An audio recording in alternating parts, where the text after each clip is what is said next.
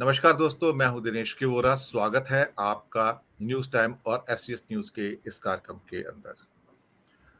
दोस्तों, पुलवामा फिर से सेंटर स्टेज पर वापस आ गया है। दरअसल सत्यपाल मलिक जी के कुछ इंटरव्यू आए हैं, जो कि भूतपूर्व गवर्नर रहे हैं जम्मू कश्मीर के, जब 370 हटाया गया था। और कुछ उनके वक्तव्य, कुछ स्टेटमेंट ऐसे हैं उस इंटरव्यू के अंदर जो वास्तव में ही हमें कंपेल करते हैं कि हम उस पर विचार करें। 40 हमारे जवान शहीद हुए थे उसमें। सत्यपाल मलिक जी इसके बाद गोवा के और मेघालय के भी गवर्नर रहे हैं, तो महत्वपूर्ण पद हैं। लेकिन जो उन्होंने कहा है उसने राजनीति में हलचल मचा दी है। लोग प्रश्न भी कर रहे हैं कि इतना देरी से क्यों कहा उन्होंने। लेकिन आत्मा की आवाज है, जब आत्मा कहे इंसान को बोल देना चाहिए। दरअसल 370 के जो हटाने में जो रोल था, वो महत्वपूर्ण रोल था उनका।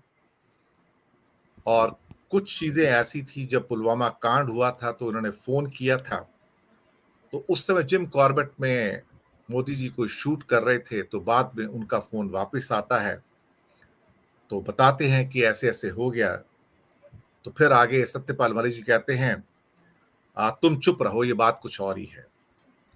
फिर उन्होंने अजीत डोवाल को फोन किया, जो भारत के सिक्योरिटी एडवाइजर हैं। उन्होंने भी करीब करीब सिमिलर बात कही कि तुम चुप रहो, बात कुछ और है। ये करीब 200-300 किलो आरडीएक्स का इस्तेमाल हुआ था।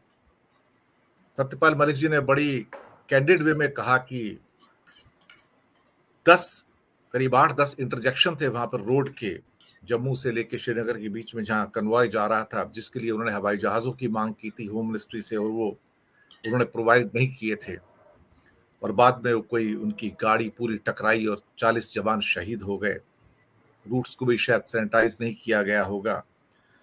और वैसे आर्मी के काफिले जो होते हैं या पैरामिलिट्री फोर्स के काफिले टुकड़ों में निकलते हैं, इतनी बड़ी संख्या में नहीं निकलते हैं। प्रधानमंत्री ने इसके ऊपर कोई भी अपनी सफाई अभी तक नहीं दी है। जब भी ऐसे मुद्दे, कोई इल्जामात के आते हैं, तो उनकी चुप्पी जो होती है गहरी हो जाती है। इसमें रहस्य भी है। और शायद ये बातें जो सत्यपाल मलिक जी ने कही हैं, जो नेशनल सिक्योरिटी से संबंधित हैं, हम सबको चिंतित करने वाली भी हैं। अब कुछ बातें पब्लिक डोमेन में आ गई हैं, इसमें कोई शक वाली बात नहीं है। लेकिन मैं ये समझता हूं कि इस प्रश्न का जवाब खामोशी नहीं हो सकती है। कहीं ना कहीं, किसी न किसी मोड़ पर आपको देश को बताना पड़ेगा कि हुआ क्या था। क्या देश को अंधेरे में रखा गया था? क्या घटना कुछ और थी और बताया कुछ और गया है? और सत्यपाल के जो अटैक हैं, राजनाथ सिंह पर भी हैं, डोवाल पर भी हैं, और पीएमओ के अंदर जो जितेंद्र सिंह है उनके ऊपर भी हैं। और मलिक का ये कहना कि हमारी गलती थी इसलिए पुलवामा हुआ। अब हो सकता है कि उन्हें भी इस बात का डर सता रहा हो कि पता नहीं कल क्या हो जाए। तो शायद उन्होंने सोचा कि इससे पहले देर हो कि बोल देना चाहिए। लेकिन बहुत सारी ऐसी चीजें हुई हैं। मैं समझता हूं कि एक गवर्नर का जो रोल होता है, और जो उन्होंने जिस कैंडिड वे में जो सारा एडमिशन किया है और बताया है, और संविधान के पद पर रहे हैं मलिक साहब, छोटे मोटे पद पर नहीं। और इस पद पर रहकर जो कहेंगे, गंभीरता से, संवेदनशीलता से कहेंगे, और हमें उम्मीद है कि उन्होंने कहा भी है। तो उसको नकारना सिर्फ एक ये कह के कि ये उनका रेटोरिक है या कोई आम भाषा में कहा गया वक्तव्य, मैं मुझे नहीं लगता। इसको गंभीरता से लेने की आवश्यकता है, इस विषय पर बात करने के लिए कि क्या यह मुद्दा वास्तव में ही इतना ज्वलंत है। हमारे साथ 3 आज प्रबुद्ध विद्वान मौजूद हैं। मैं उनका परिचय आपसे करवाना चाहूंगा। हमारे साथ हैं डॉक्टर एस एन साहू जी। सर, आपका बहुत बहुत स्वागत है। संविधान विशेषज्ञ हैं, भूतपूर्व राष्ट्रपति के आर नारायण जी के प्रेस सेक्रेटरी रहे लंबे समय तक। राजनीति, सामाजिक और आर्थिक विषयों के उनके जो विचार हैं, बेबाकी से प्रस्तुत करते हैं। सर, आपका स्वागत है। हमारे साथ पहली बार न्यूज टाइम के मंच से जुड़ रहे हैं आनंद मणि त्रिपाठी जी, जयपुर से, राजस्थान से। राजस्थान पत्रिका में वरिष्ठ पत्रकार हैं। आपका बहुत बहुत स्वागत है। और हमारे साथ चिरपरिचित चेहरा डॉक्टर अनिल जैन जी, राजनीतिक विश्लेषक। जय हिंद सर, स्वागत है। सबसे पहले मैं डॉक्टर साहू जी आपको ही आमंत्रित करूंगा।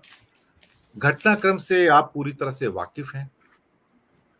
आप इस पूरे परिदृश्य को किस रूप में देखते हैं, संवैधानिक रूप से भी, और जो मलिक साहब ने जो रेवोल्यूशंस हैं इनके बहुत चौंकाने वाले हैं, विचार होना चाहिए, कहीं ना कहीं कुछ ना कुछ गलत हुआ है और Pulwama is back on the centre stage. Doctor साहब।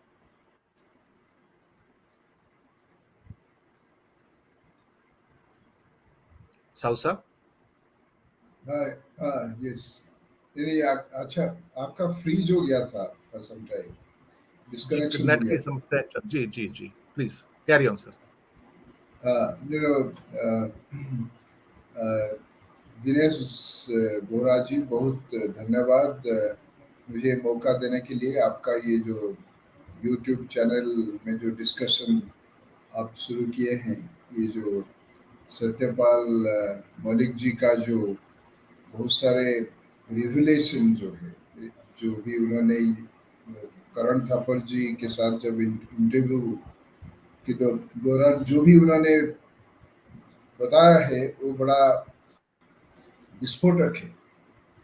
बहुत सारी चीज तो पब्लिक डोमेन में पहले भी लोगों के पास थे, लोग सोच रहे थे उस दिशा में। लेकिन उन्होंने जो कहा कि मुझे चुप करने के लिए, चुप रहने के लिए बोला गया, और उनको भी ये भी बताया गया, वो जो इंटरव्यू उन्होंने जो बताया है कि इसमें और बहुत बहुत कुछ चीज़ है, तो चुपचाप रहो। और national security adviser Ajit Doval भी उन्होंने कहा कि तुम चुप रहो, कुछ मत बोलो।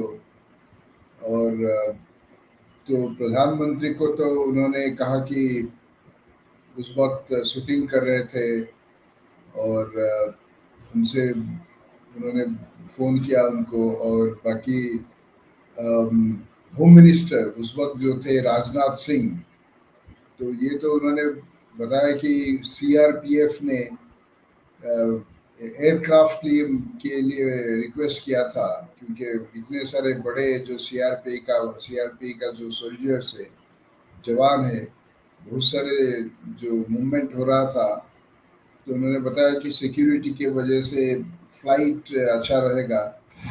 तो बहुत सारे तथ्य तो सबको मालूम है, जो कल से 2 दिन से डिस्कशन हो रहा है। आज तो हिंदू में आया है, इंडियन एक्सप्रेस में आया है, जनसत्ता में फ्रंट पेज पर आया है, 3 पेपर तो एटलीस्ट फ्रंट पेज में दिया है, और newsclick.in में तो है, बहुत सारे स्क्रॉल में है।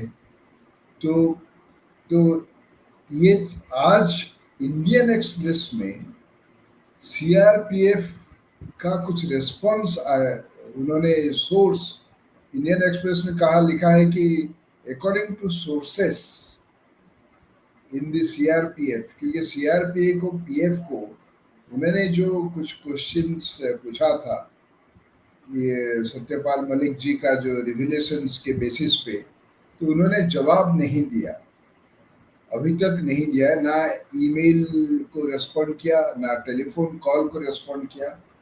लेकिन इंडियन एक्सप्रेस ने सोर्सेस, अकॉर्डिंग टू सोर्सेस, ऐसे करके उन्होंने कुछ सीआरपीएफ एक इंक्वायरी कमेटी बिठाया था। And according to sources, Indian express का जो रिपोर्ट कहता है कि 2 फैक्टर उन्होंने बताया है, अकॉर्डिंग टू सोर्सेस, कि दैट बहुत लंबा काफिला सीआरपीएफ का निकलना था और सिक्योरिटी थ्रेट था। दूसरा पॉइंट था कि यू नो इंटेलिजेंस फेलियर। तो इंटेलिजेंस फेलियर और लंबा काफिला, ये दोनों थ्रेट परसेप्शन को बढ़ाया, और ये सारे चीज सीआरपीएफ का इंटरनल रिपोर्ट में, या जो भी उन्होंने रिपोर्ट इन्वेस्टिगेशन किया था, ये 2 चीज सामने आया है according to sources as reported by Indian Express. बाकी कोई रेस्पॉन्स अभी तक सरकार की तरफ से नहीं आया। बीजेपी आईटी सेल ने कुछ उन्होंने बताया है कि देखिए, पहले तो मलिक जी ने प्रधानमंत्री को तो काफी प्रशंसा किए थे, तो अभी जो बता रहे हैं ठीक उल्टा हो रहा है। तो इसीलिए सत्यपाल मलिक जी ने जो भी करण थापर को बताया उसमें कोई ध्यान देना जरूरी नहीं है। बीजेपी आईटी सेल का ये रिस्पॉन्स आया है।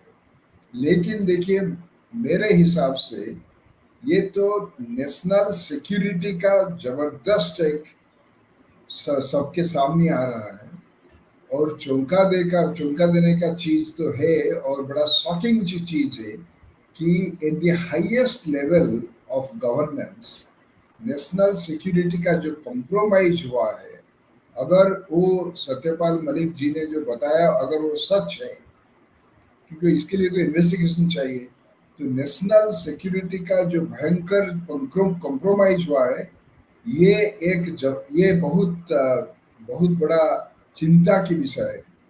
और सरकार, प्रधानमंत्री, सीआरपीएफ का डीजीपी, होम मिनिस्टर और NSA national security adviser Ajit Doval, उनको तो कुछ ना कुछ देश को बताना है, ये इनका दायित्व है, उनका कर्तव्य है।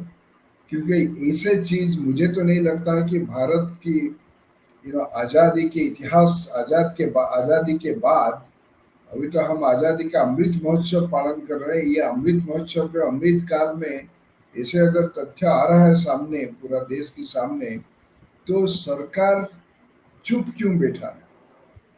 ये तो एक सवाल ये दिमाग में आ रहा है। और ये सवाल जो है चार तरफ भी पूछा जा रहा है कि अगर सत्यपाल मलिक को चुप रहने के लिए बुला गया और सत्यपाल मलिक अभी चुप्पी तोड़ा है, तो फिर सरकार क्यों चुप है? ये एक सबसे बड़ा सवाल हमारा सामने है। दूसरा चीज, और एक चीज देखिए, प्रधानमंत्री, home minister, national security adviser, ये तीनों को तो टारगेट किया गया है। उसमें मुझे लगता है कि राष्ट्रपति जी, भारत के राष्ट्रपति को भी उन्होंने कुछ रेफरेंस दे दिया है। देखिए, उन्होंने कहा कि राष्ट्रपति से मिलने जा रहे थे, रास्ता में फोन आया कि नहीं वो अपॉइंटमेंट कैंसिल हो गया। और करण थापर और सत्यपाल जी के बीच जो इंटरव्यू में बातचीत होता है, उससे पता चलता है कि राष्ट्रपति का अपॉइंटमेंट भी अकॉर्डिंग टू दैट डिस्कशन, ये मैं नहीं कह रहा हूँ, according to that discussion, Satyapal ji और करण थापर ने क्या कि राष्ट्रपति का अपॉइंटमेंट भी पीएमओ अप्रूवल करता है, पीएमओ डिसाइड करता है, और पीएमओ का अप्रूवल से ये अपॉइंटमेंट कैंसिल हो गया। तो इसका मतलब है राष्ट्रपति को भी पीएमओ कंट्रोल करता है क्या? ये सवाल आता है मन में, स्वाभाविक सवाल है। क्योंकि मैं राष्ट्रपति भवन में काम किया, प्रेसिडेंट नारायणन का प्रेस सचिव था, ओएसडीबी था, वहां तो प्रेसिडेंट नारायणन का सब कुछ, every decision, that is the highest office of the Republic.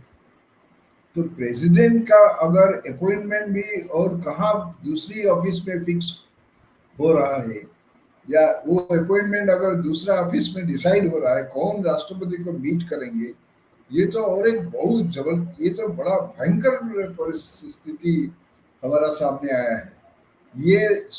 मुझे लगता है कि ये जो कुछ वो सत्यपाल मलिक जी ने रिवील किया है, प्रकाश किए हैं, और राष्ट्रपति को भी उन्होंने मिल नहीं पाए बिकॉज उनका अपॉइंटमेंट कैंसिल हो गया, ये पूरा एक इंस्टीट्यूशनल इंटीग्रिटी का कॉम्प्रोमाइज हुआ है। नेशनल सिक्योरिटी तो कॉम्प्रोमाइज जबरदस्त हुआ है।